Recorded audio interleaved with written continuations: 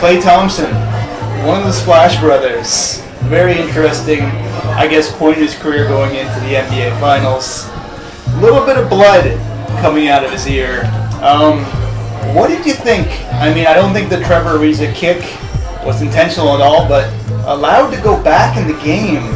Although I've got to say that was quite an impressive kick to get that high. Yeah. His knee, it was kind of this Mortal Kombat move. Freakish coordination there. Yeah, exactly. But you know what? They said that he didn't have any symptoms of a concussion, and he was allowed back in. It was just a laceration in his ear. Right. But then that night, his dad admitted that Klay threw up 3 times. Couldn't even drive home. So to me, it could be a concussion or it could be an inner ear thing, right? Sometimes when you hit the inner ear, because it looks like that's where he was kind of bleeding from. And at that point, it messes with your balance, and obviously messes your balance, you're going to get nauseous. Like, who knows? But one way or another, to your point, he wasn't ready to go back in. Because if you can't drive and you can't walk properly, you probably can't play professional basketball safely. Yeah, side note, his dad is Michael Thompson, who was, I guess you call him a semi-star with the Lakers back in the day. I think he played 10 or 15 years. He's now a broadcaster.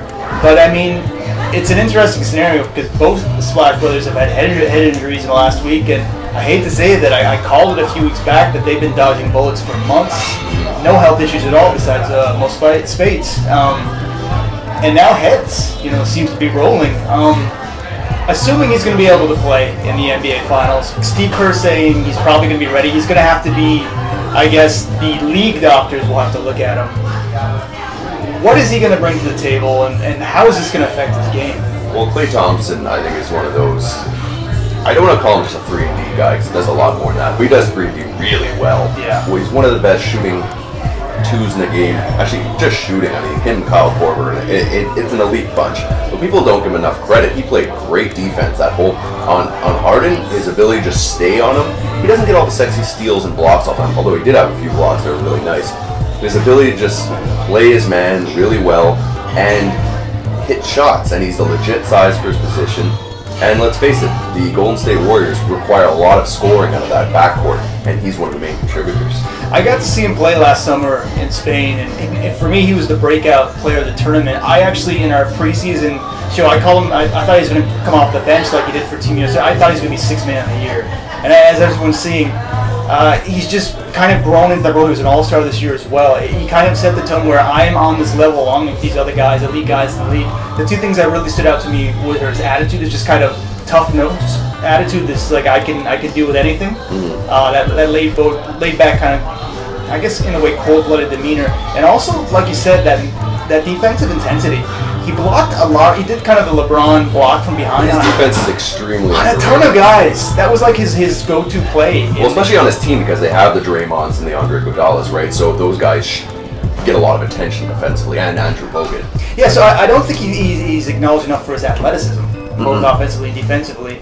I think people spend too much time talking about his goatee and who he's dating, but I mean, this guy is a heck of a 2-way player, as you said. Heck of a 2-way player and an intelligent guy. We're speaking of his dad.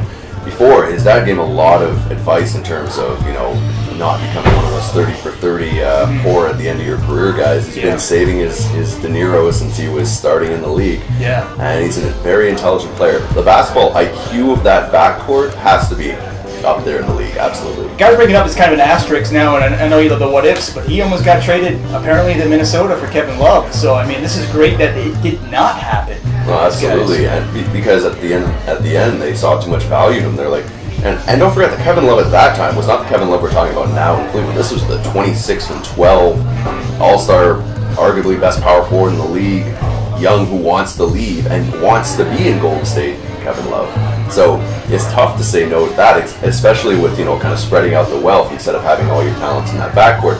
You get a front court player with Steph Curry.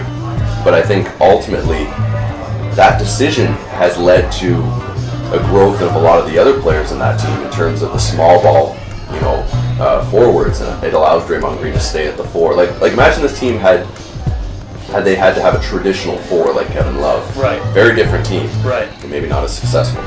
So Klay Thompson, interesting that he stayed with the team. Interesting that he's playing through a concussion. Hopefully he's okay. And I think he's going to be taking big steps forward during the NBA Finals. Absolutely. But the one thing is they do have some nice wings who can supplement some minutes. So depth. I think the key to this is to hold him out until you're sure, because while he's important, he's your future.